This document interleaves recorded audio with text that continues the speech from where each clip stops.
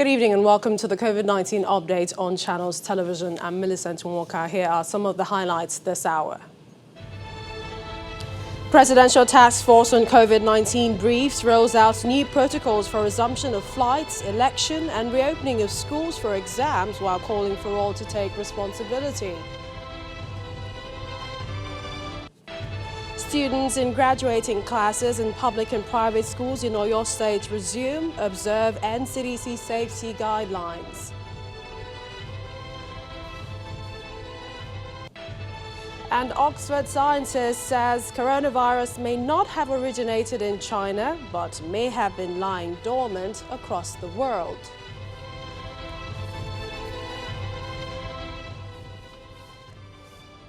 We begin from the Nigeria Center for Disease Control, NCDC. In 24 hours, 203 persons were discharged in 11 states. The highest was in Edo, 87, followed by the FCT 33, Lagos 23, Rivers 19, Akwa Ibom 17, Ebonyi 12, Kano 5, Gombe 3, Ondo 2, Bauchi 1.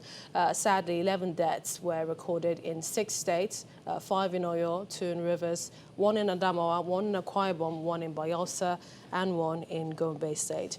According to the center, the total confirmed cases stand at 28,711 after 544 new cases were announced in 18 states and the Federal Capital Territory.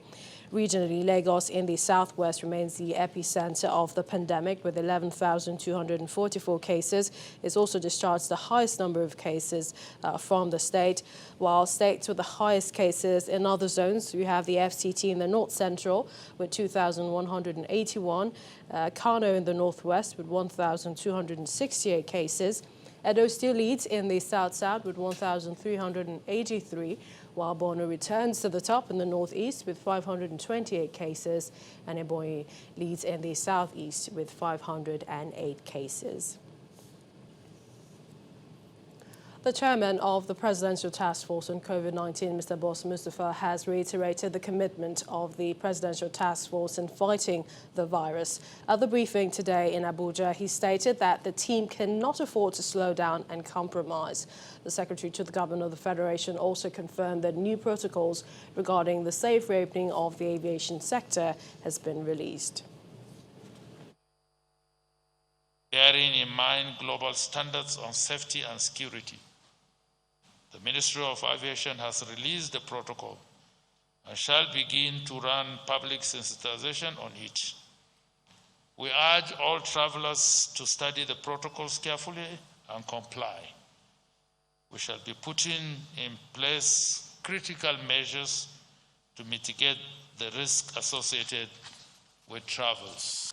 Capacity and opportunities for testing have been expanded, with the opening of 40 laboratories now and creating of more testing centers, including some certified private sector medical facilities.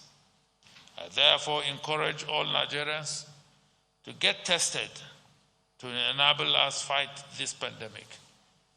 We have done it before and we shall do it again.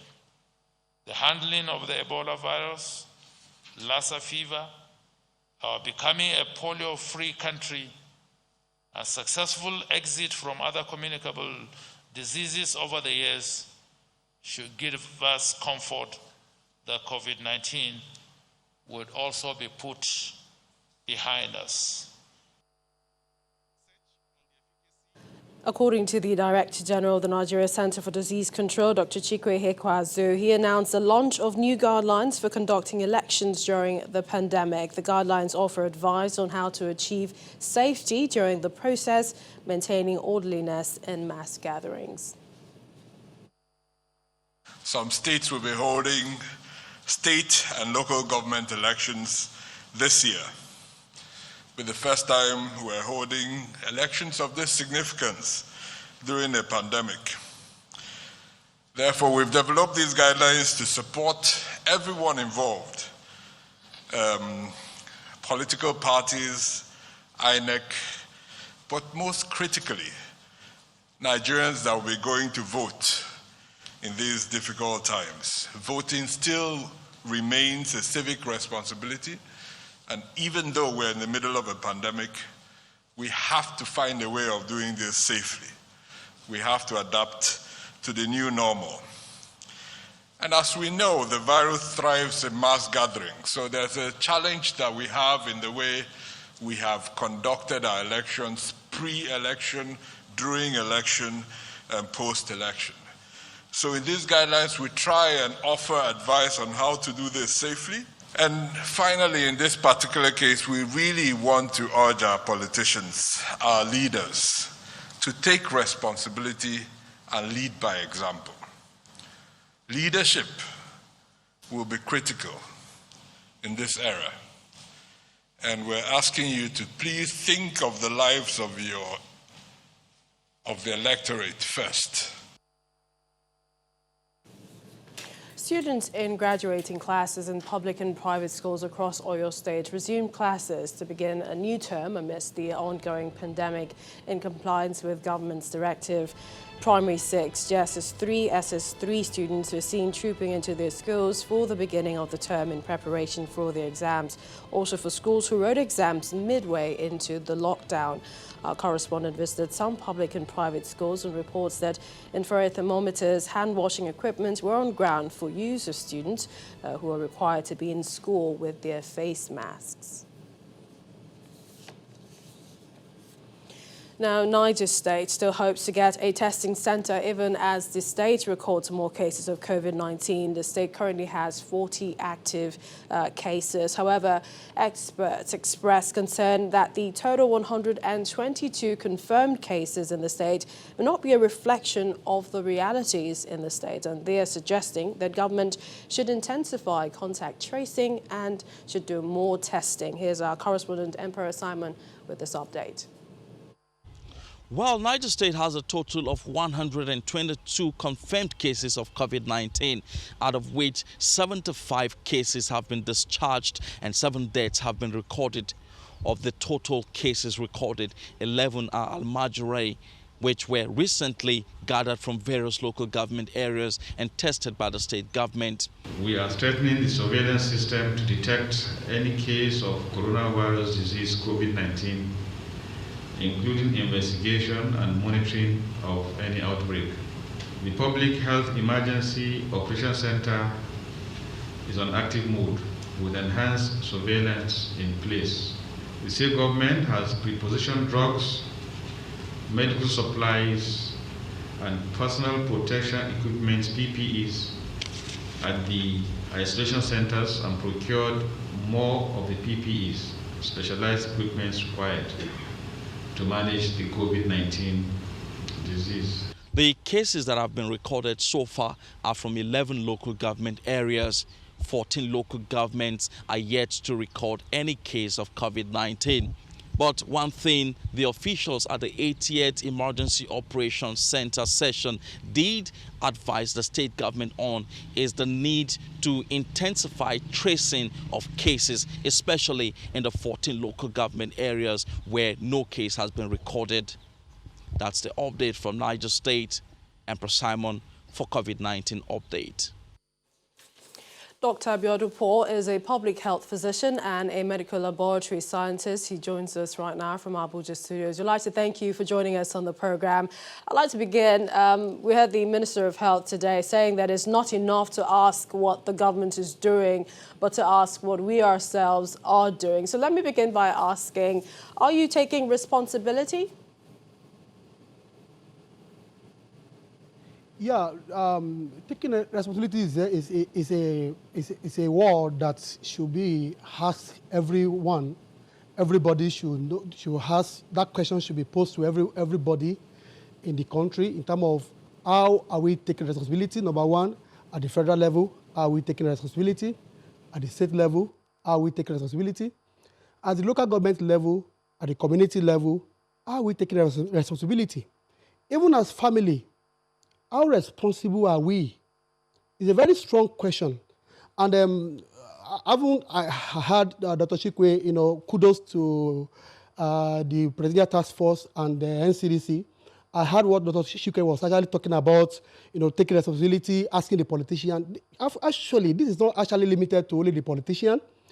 Everyone have to take responsibility, This is a call to everyone all over the country that it is a time for us to take responsibility.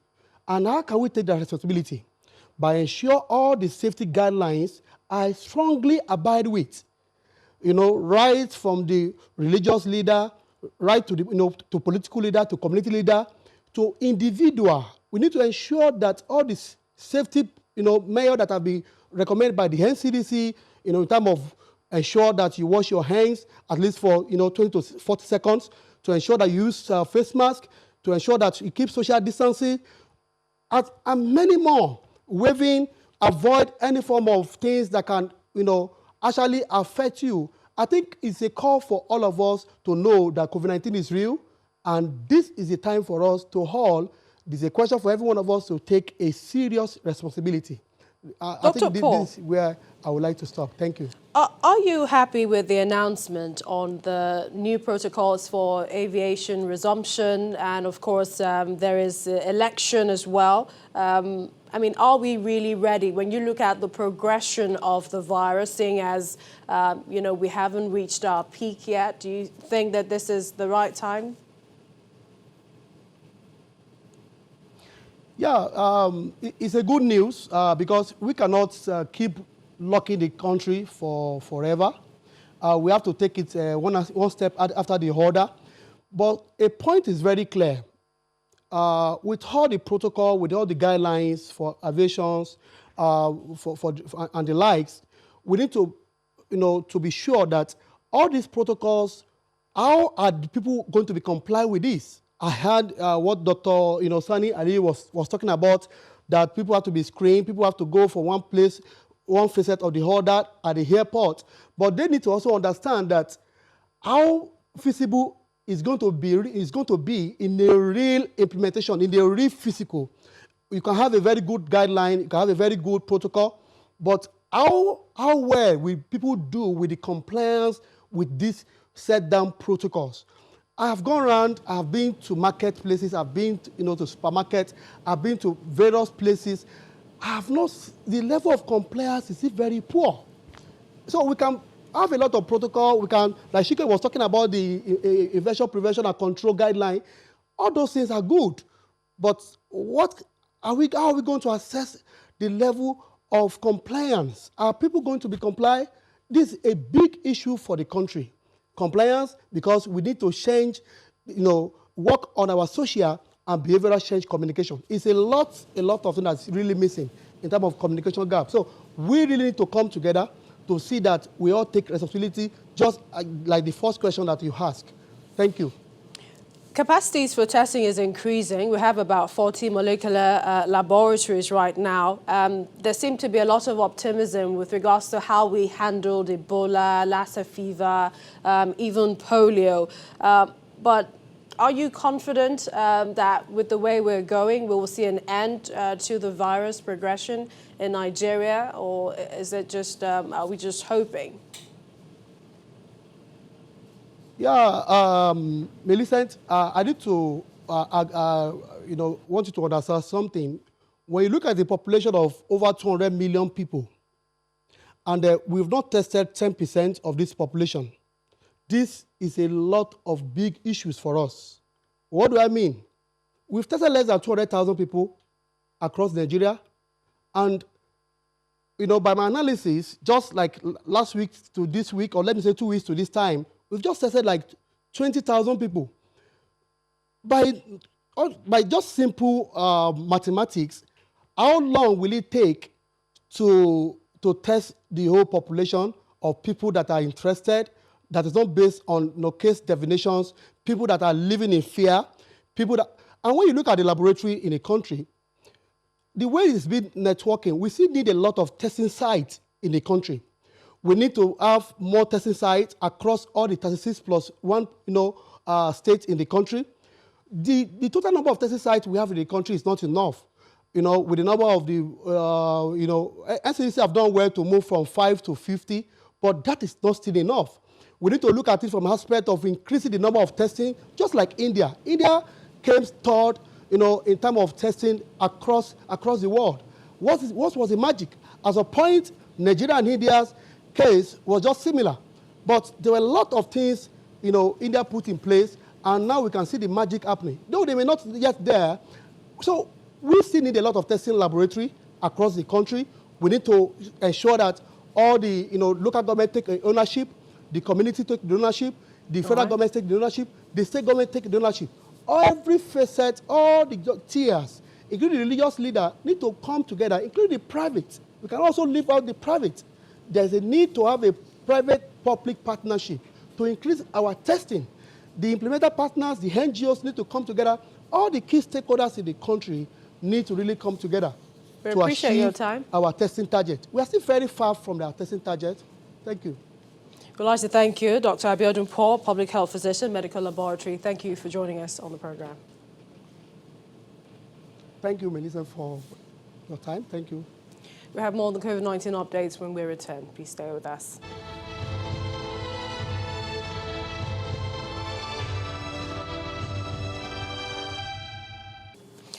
Welcome back. Now, a look at the channel's television COVID-19 monitoring dashboard. You can see the cases, confirm the active cases, those that have recovered, and the number of deaths. And this is across all the states, 36 states, including the Federal Capital Territory in Nigeria.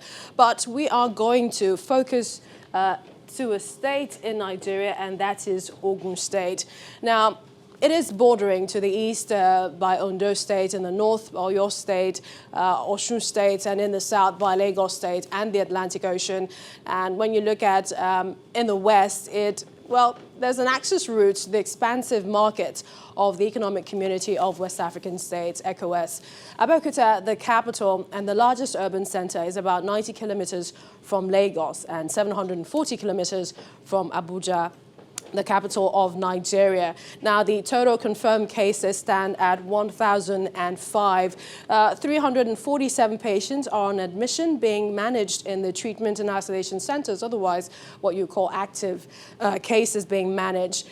637 people have recovered. The Ogun State government extended current phase of ease restriction for another 2 weeks, with this government reiterating that some of the restrictions will remain in place, and this is because of the rise in cases. But based on its location, the state is amongst the top 10 states with the highest cases in Nigeria. We have Dr. Akinlade Lawal. He's the chairman, Nigerian Medical Association, that's NMA Ogun State, and he joins us via Skype, Shagama, to break down some of the numbers, because we're seeing highest number there from Adota and Shagamu, the top two local government areas with the highest cases in Ogun State. We'd like to thank you, Dr. Lawal. Thank you for joining us. I'd like to begin by, what would you say is responsible for the pattern of cases in Ogun and also in the different local government areas? Yeah, good evening. Thank you very much for at least calling me on this program. The question you asked, well, especially in Ogun State, a lot of action has been put in place. If you look at the cases and look at the locations, where we have most of our cases is around the Ado Delta. And the only factor that is responsible is that in Ado Delta, there's this community testing there. Initially, when we started with Ikene, you can say that was where we have a higher number in Ikene. But currently now, the community testing is only being Ado Delta. That's why we have most of our cases there. And the last night, we have 31 new cases. Ado Delta, 21, Abeokuta South. We have 10. We discharge 1. And cumulatively, we have a discharge of about 637 now. The admission we have in Ogun State is both at OUH, Shagam, and FMC, and also have a case in Lagos. The closeness of Ogun State and Lagos is also another factor. Since we are enjoying the benefit of good things also, when the COVID-19 came, we have to see it as our responsibility. Therefore, now is an issue we need to tackle with all energy in order to survive in Ogun State. Now, Dr. Lawal, with the current restrictions in place, we understand the governor said 5 working days in a week are still open for business. Only Saturdays and Sundays are lockdown days, and several other restrictions. Do you expect that the cases will drop? And this is especially if testing is increased. Yeah, thank you very much. Unfortunately, I've been saying it. All this easing of lockdown is not because we are having a reduction in our cases, but it's basically because the economics of Nigeria and the way we live our life, the way we generate our funds, it's not responsible for us to use the lockdown. Currently, in Ogun State now, we have lockdown only on Saturday and Sunday. That does not imply we are having a reduction in cases, and definitely the cases keep increasing every day. And unfortunately, many of these preventive measures put in place by government are not being adhered to.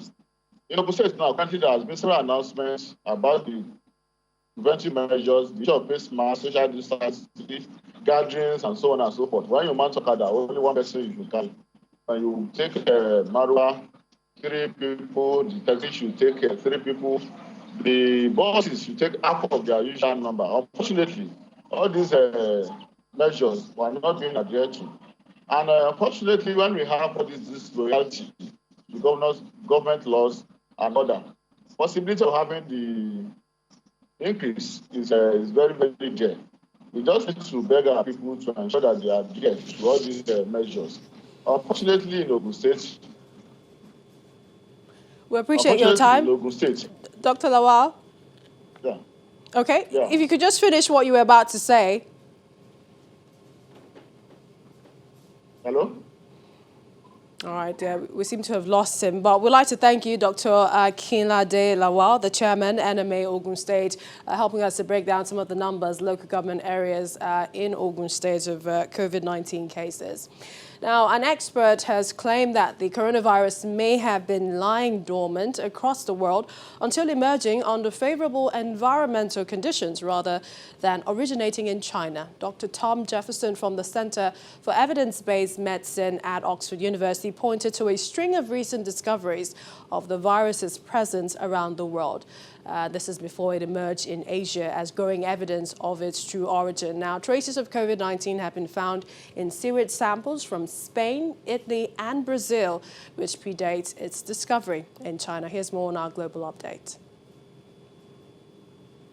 More than 24,000 new cases of COVID-19 in the past 24 hours, India has overtaken Russia in its total number of confirmed cases. This makes the country the world's 3rd highest at 697,413. There have been 19,693 deaths. About a month ago, India reopened its shopping centers, places of worship and offices. The border between Australia's 2 most populous states will close from July 7th for an indefinite period following an outbreak of the coronavirus in Victoria State.